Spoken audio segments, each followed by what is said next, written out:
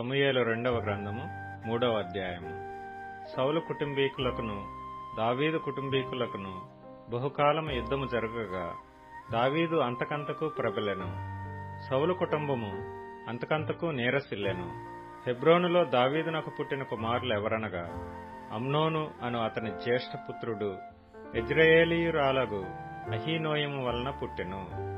కిల్యాబు అను రెండవ వాడు కర్మెలీయుడగు నాబాలు భార్య అయిన అబీగయిలు వలన పుట్టెను. మూడవ వాడైన అబ్షాలోము గెషూరు రాజగు తల్మయి కుమార్తెయగు మయకా వలన పుట్టెను. నాలుగవ వాడగు అదోనీయ హగ్గీతు వలన పుట్టెను. ఐదవ వాడగు షఫట్య అబీటలు వలన పుట్టెను. ఆరవ వాడగు ఇత్రెయాము దావీదునకు భార్యయగు ఎగ్లా వలన పుట్టెను. వీరు హెబ్రోనులో దావీదునకు పుట్టిన కుమారులు. సౌలు కుటుంబీకులకును దావీదు కుటుంబీకులకును యుద్ధము జరుగుచుండగా అబ్నేరు సౌలు కుటుంబీకులకు బహు సహాయం చేసెను. అయ్యా కుమార్తె అయిన రిస్పాయను ఒక ఉపపత్ని సౌలుకుండెను. నా తండ్రికి ఉపపత్నియగు దానిని నీవెందుకు కూడితివని ఇష్బోషెతు అబ్నేరును అడగగా, అబ్నేరును ఇష్బోషెతు అడిగిన మాటకు బహుగా కోపించుకొని, నిన్ను దావీదు చేతికి అప్పగింపక నీ తండ్రి అయిన సౌలు ఇంటి వారికిని అతని సహోదరులకును అతని స్నేహితులకును ఈవేళ ఉపకారం చేసిన నన్ను యూదావారికి చేరిన కుక్కతో సమానునిగా చేసి, ఈ దినమున ఒక స్త్రీని బట్టి నా మీద నేరము మోపుదువా? యెహోవా దావీదునకు ప్రమాణము చేసిన దానిని అతని పక్షమున నేను నెరవేర్చని ఎడల దేవుడు నాకు గొప్ప అపాయము కలుగజేయునుగాక.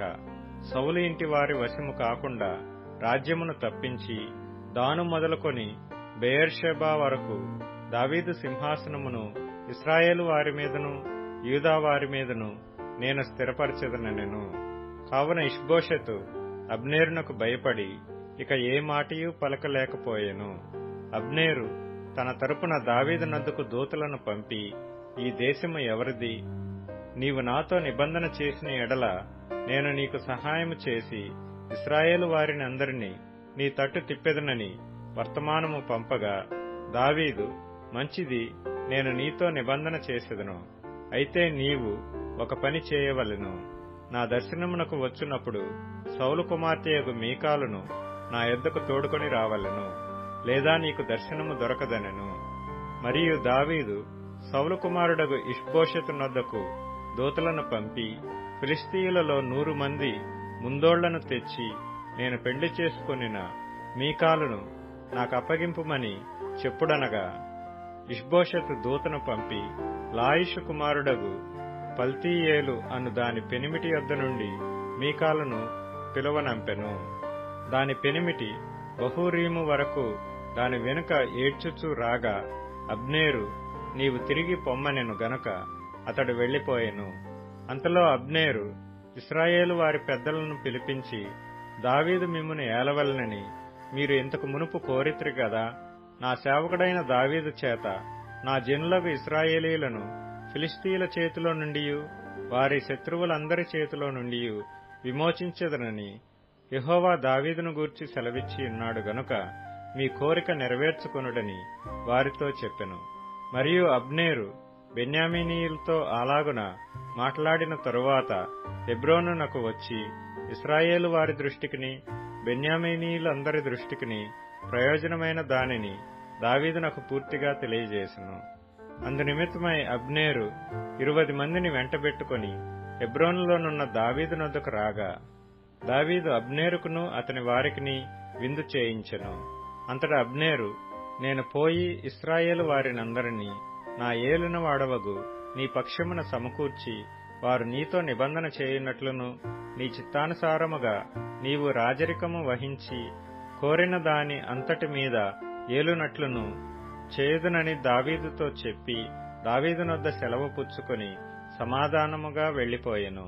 పిమ్మట దావీదు సేవకులను యోవాబును బందిపోటు నుండి బహు విస్తారమైన దోపుడు సొమ్ము తీసుకొని రాగా, అబ్నేరు హెబ్రోనులో దావీదు నొద్ద లేకపోయెను. దావీదు అతనికి సెలవిచ్చి ఉన్నందున అతడు సమాధానముగా వెళ్లిపోయి ఉండెను. అయితే యోవాబును అతని యొద్దనున్న సైన్యమును వచ్చినప్పుడు నేరు కుమారుడగు అబ్నేరు రాజు నొద్దకు వచ్చిననియు రాజు అతనికి సెలవిచ్చి పంపిననియు అతడు సమాధానముగా వెళ్లిపోయిననియు తెలుసుకుని యోవాబు రాజునొద్దకు వచ్చి, చిత్తగించుము, నీవు ఏమి చేసితివి? అబ్నేరు నీ యొద్దకు వచ్చినప్పుడు నీవెందుకు అతనికి సెలవిచ్చి పంపివేసితివి? నేరు కుమారుడగు అబ్నేరును నీవెరుగువా? నిన్ను మోసపుచ్చి నీ రాకపోకలన్నిటినీ నీవు చేయి సమస్తమును తెలుసుకొనుటకై అతడు వచ్చినని చెప్పి దావీదు నొద్ద నుండి బయలువెడలి అబ్నేరును పిలుచుటకై దూతలను పంపెను.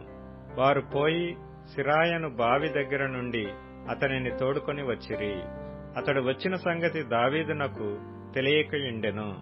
అబ్నేరు తిరిగి హెబ్రోనునకు వచ్చినప్పుడు సంగతి ఎవరికి వినబడకుండా గుమ్మము నడుమ ఏకాంతముగా అతనితో మాట్లాడవలనని యోవాబు అతని పిలిచి తన సహోదరుడగు అశాహేలు ప్రాణము తీసినందుకై అతనిని కడుపులో పొడవగా అతడు చచ్చెను.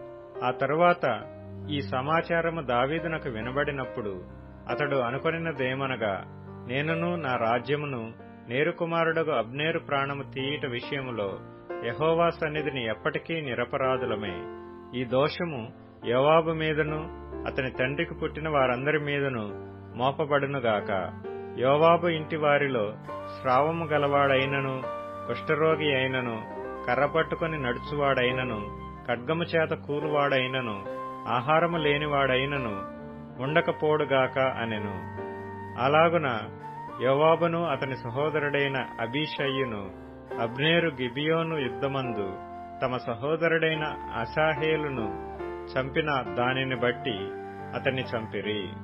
దావీదు, మీ బట్టలు చింపుకొని గోనెపట్ట కట్టుకుని అబ్నేరు శవమునకు ముందు నడుచుచు ప్రలాపము చేయుడని యోవాబునకును అతనితోనున్న వారికందరికీ ఆజ్ఞ ఇచ్చెను. రాజును స్వయముగా పాడి వెంట నడిచెను. వారు అబ్నేరును హెబ్రోనులో పాతిపెట్టగా రాజు అబ్నేరు సమాధి దగ్గర ఎలుగెత్తి ఏడ్చెను. జనులందరూ ఏడ్చిరి. మరియు రాజు అబ్నేరును గూర్చి శోకకీర్తన ఒకటి కట్టెను. ఎట్లనగా, అబ్నేరు, నీచుడొకడు చచ్చునట్లుగా నీవు చావతగునా? నీ చేతులకు కట్లు లేకుండగను, నీ కాళ్లకు సంకెళ్లు వేయబడకుండగను దోషకారి ఎదుట ఒకడు పడునట్లు నీవు పడితివే. రాజు ఈలాగున కీర్తన ఎత్తి పాడగా జనులందరూ విని మరి ఎక్కువగా ఏడ్చిరి. ఇంకా వెలుగున్నప్పుడు జనులు దావీదు నొద్దకు వచ్చి భోజనము చేయమని అతనిని బతిమాలగా దావీదు ప్రమాణము చేసి, సూర్యుడు అస్తమించక మునుపు ఆహారమేమైనను నేను రుచి చూచిన ఎడల దేవుడు నాకు గొప్ప అపాయము కలుగజేయునుగాకనెను. జనులందరూ ఆ సంగతి గ్రహించినప్పుడు సంతోషించిరి. రాజు చేయనదంతయు జనులందరి దృష్టికి అనుకూలమైనట్లు అదియు వారి దృష్టికి అనుకూలమాయెను. నేరు కుమారుడైన అబ్నేరును చంపుట రాజు ప్రేరేపణ వలన నైనది కాదని ఆ దినమున జనులందరికీ ఇశ్రాయేలు వారికందరికీ తెలియబడెను. పిమ్మట రాజు తన సేవకులను పిలిచి వారితో ఇలాగు సెలవిచ్చెను. నేటి దినమున పడిపోయిన వాడు ఇశ్రాయేలు వారిలో ప్రధానుడనియు పెద్దలలో ఒకడనియు మీకు తెలిసేయున్నది. పట్టాభిషేకము నొందిన వాడనైనను నేడు నేను బలహీనుడనైతిని. సెరూయా కుమారులైన ఈ మనుష్యులు నాకంటే బలము గలవారు. అతడు జరిగించిన దుష్క్రియను బట్టి యెహోవా కీడు చేసిన వానికి ప్రతికీడు చేయునుగాక.